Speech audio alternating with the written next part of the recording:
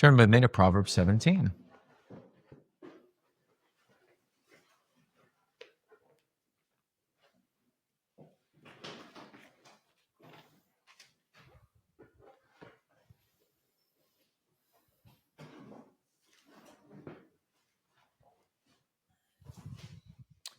We'll read part of the chapter.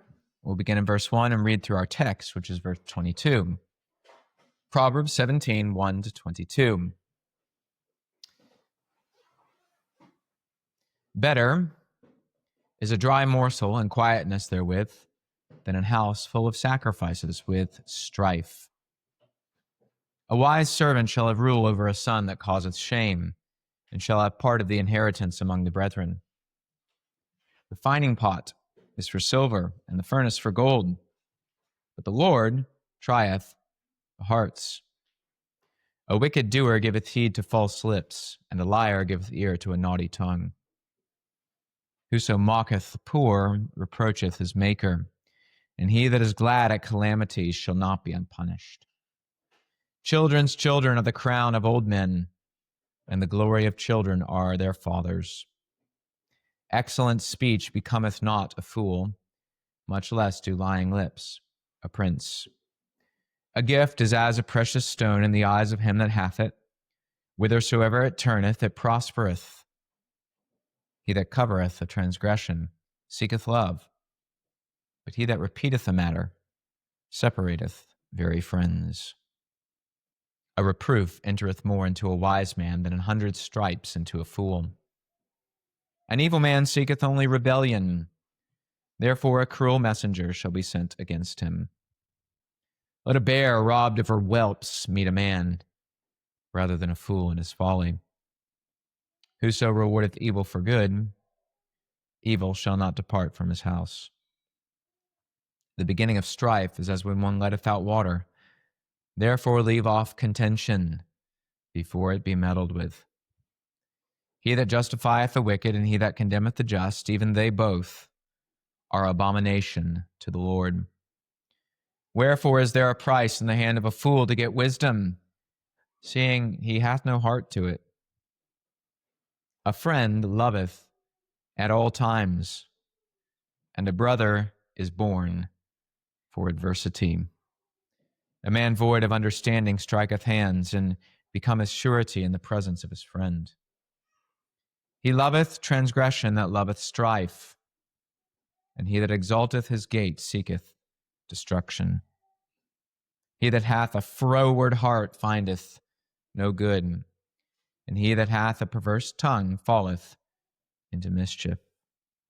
He that begetteth a fool doeth it to his sorrow, and the father of a fool hath no joy. A merry heart doeth good like a medicine, but a broken spirit drieth the bones.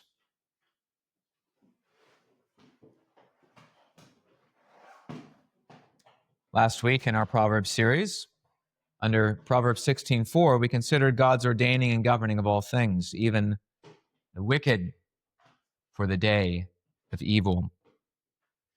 Today we turn back to a constant theme in the Proverbs, the heart. In 17:22, we see its duty to be merry, and it's given under two motives toward that duty.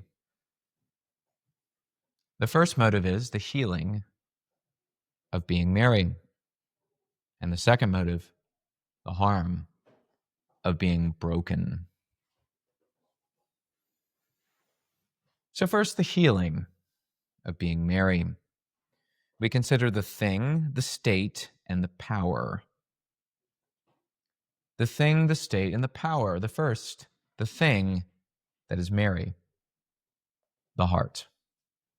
A merry heart.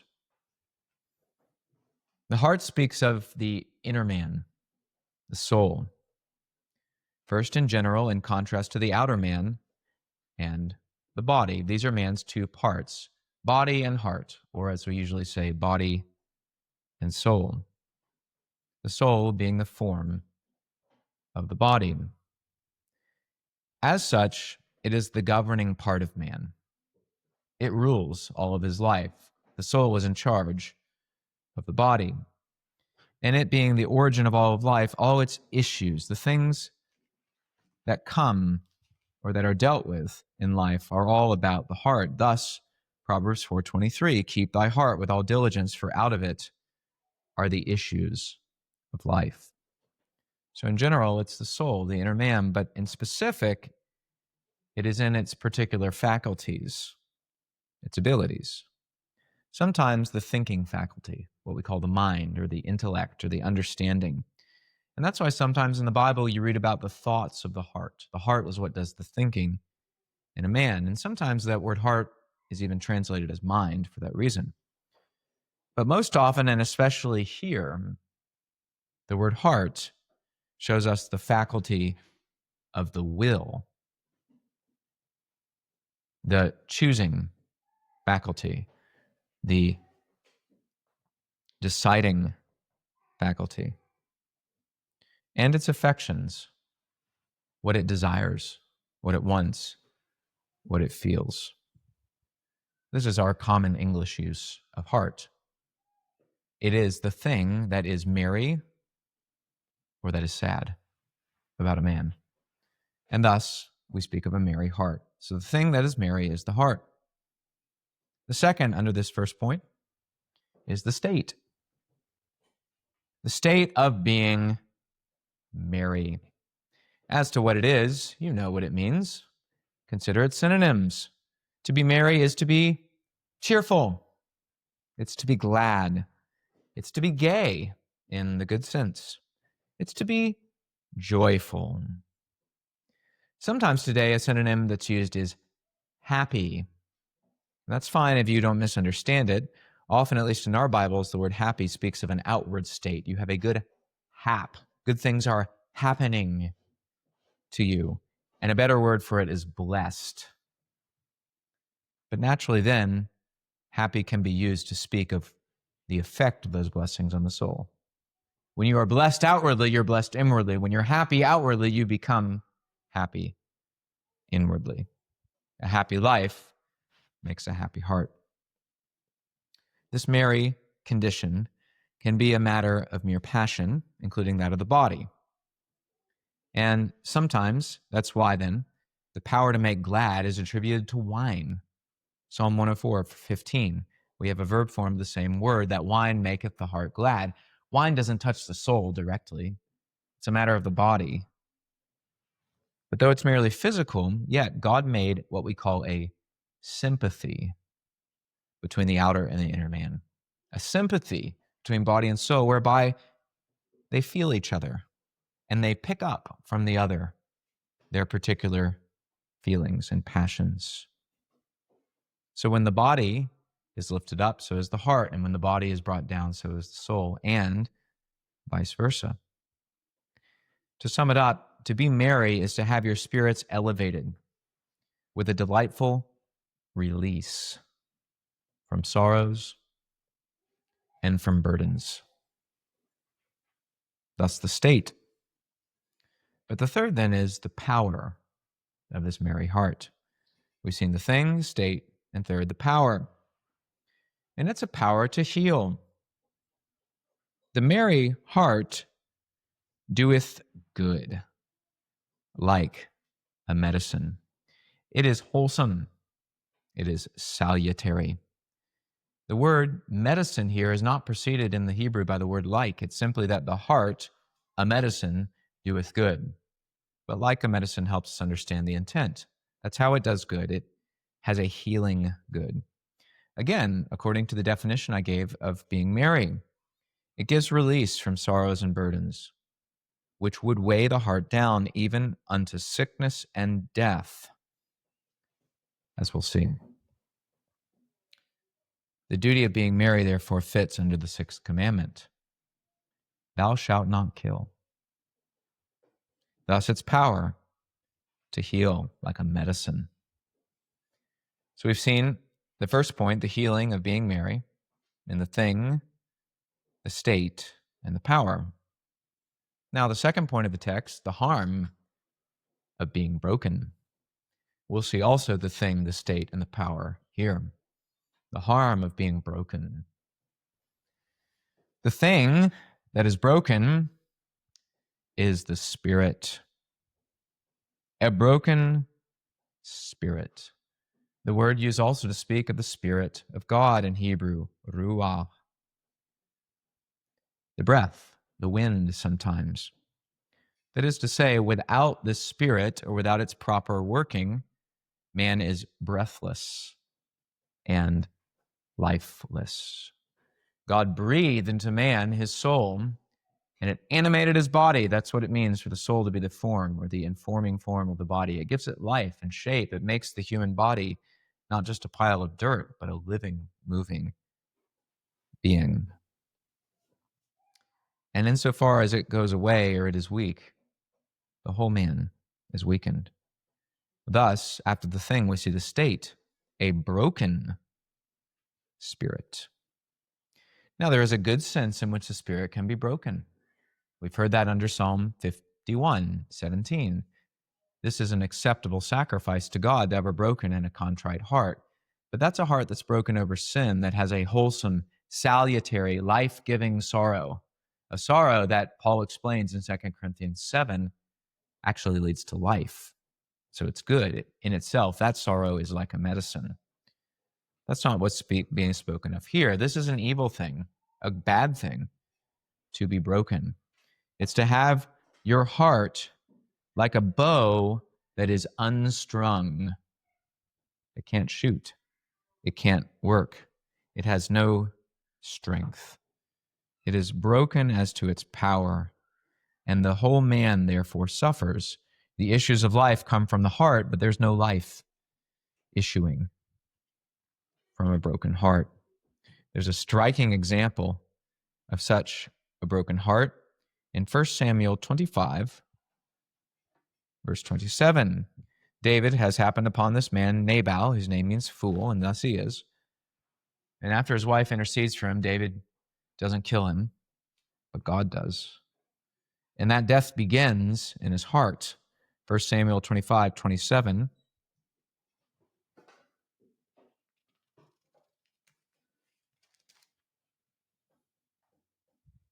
I'm sorry, 37, verse 37. But it came to pass in the morning, when the wine was gone out of Nabal, when the bodily merriment of the wine was past, and his wife had told him these things, that his heart died within him, and he became as a stone. And then verse 38, and it came to pass about 10 days after that the Lord smote Nabal, that he died. It's the beginning of death in the inner man, is to have a broken heart. So that's the state. But third, the power, as we've already seen, it's to work death on the inside. It dries up the bones. Now, bones can speak of the bodily effects of sorrow, and anyone who's endured sorrow, especially for a long time, knows it weighs down on the body as well as the soul.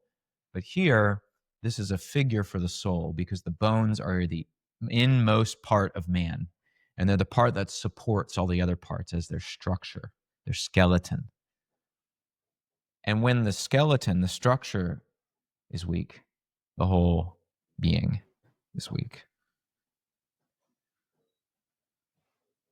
So, we've seen the harm of being broken in the thing, the state, and the power. Let's summarize it by our doctrine. This presents to us a duty under these two motives. The duty is not explicitly stated, but it's clear enough. You don't want to have a broken heart, but you do want to have the medicine of a cheerful heart. So, it is a matter of life and death to cultivate a merry heart. Again, it is a matter of life and death to cultivate a merry heart. Now, first thing to say is its category. It's a matter of life and death. That is, again, this is a duty under the sixth commandment, thou shalt not kill, because the matter of a merry heart is something that will lead you to an early death or to a longer life. It's a help to cheerfulness. It's a help to living, to be cheerful. There's also a danger of death. The sorrowful heart leads to depression, despair, and even, at least, the temptation to suicide, the killing of oneself by one's own hand. And thus, this is a matter of life and death. That's its category, but now the duty, and we can prove it in three things: the command, example, and experience. The command comes in various ways in the Bible, but think of Paul when he speaks of a man in Corinth who was disciplined, according to 1 Corinthians 5. He has repented, and Paul says to welcome him and to receive him again, lest his heart be swallowed up with overmuch sorrow. Paul knows it would be a bad thing for this man not to have a joyful heart when he may. And so, Philippians 2:22, he even commands his own joy. He wants as a motive for the unity of the church, for the Philippians to fulfill his own joy. Fulfill ye my joy. Paul, using the church, so to speak, as a way to keep his own heart cheerful. The second thing is the example. David is continually seeking his own joy in the Psalms, and we ought to as well. And he's sad when he's not joyful. We should reason with our heart from Psalm 42, or as we sang 43, which goes together with it. Why art thou cast down, O my soul? That is, you shouldn't be cast down. It's not good for you to be broken. You need to be fixed. And so be merry, heart. That's a common command to oneself given in the Bible. Nehemiah 8 appoints a Thanksgiving day. And he says on this day, you shouldn't cry. Today is a day of rejoicing. And he gives the great motive for joy. The joy of the Lord is your strength. And Christ especially is continually comforting men in sorrow. He comforts Martha and Mary after Lazarus' death in John 11. He comforts the disciples in the upper room, beginning and ending the upper room discourse with a command for joy. Chapter 14, verse 1, let not your hearts be troubled. Chapter 16, verse 33, in this world ye shall have tribulation, but be of good cheer. It is of a merry condition, for I have overcome the world. So command and example prove this duty, but so does experience. Do you not know this, boys, by experience? That when you're happy, it brings life, but when you're sad, it feels like death. A broken heart weighs you down and leads you to the grave by its nature.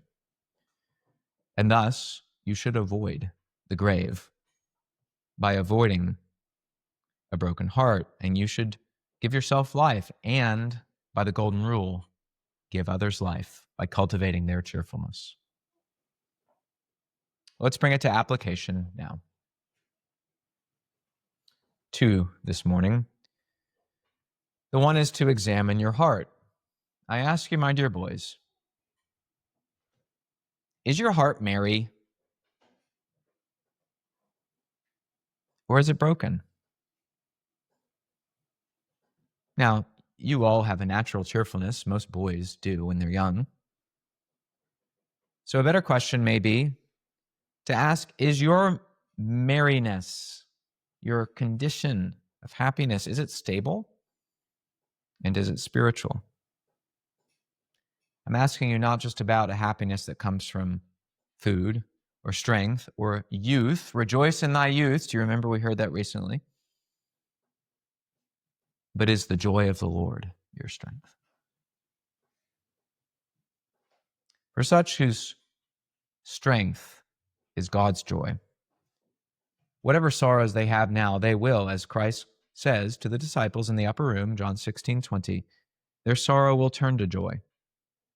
But for all others, whose happiness consists in merely fleeting earthly things, their joy will soon turn to sorrow, and they will receive the command of James 5:1, weep and howl, for your riches are moth-eaten. So examine your heart and its joys. But second, and finally, make your heart merry. Take the medicine that you might be well.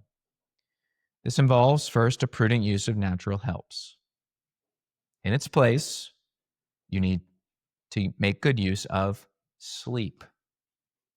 I can tell when at least some of you have not slept well It shows in your behavior and in your heart. Sleep well. Eat well. Use food well. As far as I can see, you boys, I've encouraged you to eat enough. Keep eating well. Food repairs your body and it helps your heart. In time, you'll learn to use various helps in food, stimulants like coffee, etc. But right now, for boys, that's not the place and time. Exercise, which we make use of freely in this school, it has a help to your heart. It keeps you from excesses and immoderation and teaches you self-discipline in your affections. Use it well. Use expressions of cheerfulness.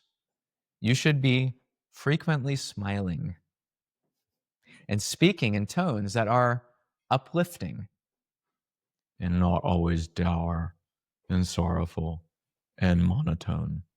You see the difference? The way you speak affects your heart. So use these natural helps.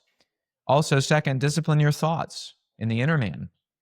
You need to, as men say, look on the bright side and be, in a wholesome sense, optimistic.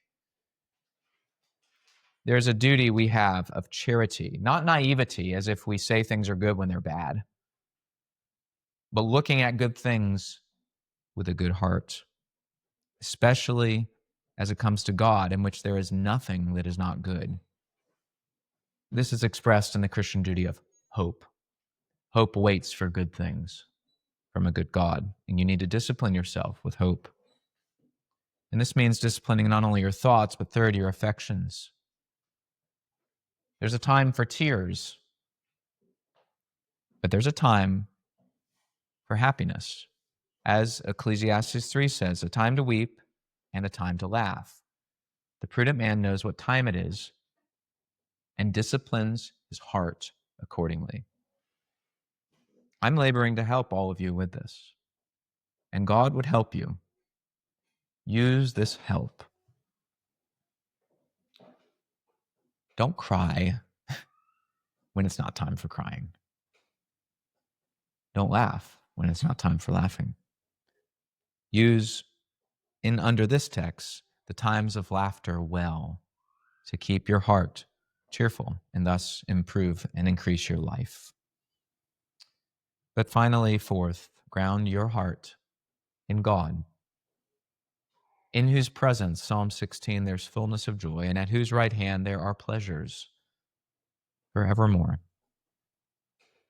I want you to have outward and bodily blessings, and I want you to use them as a help to your soul by the sympathy God made between soul and body.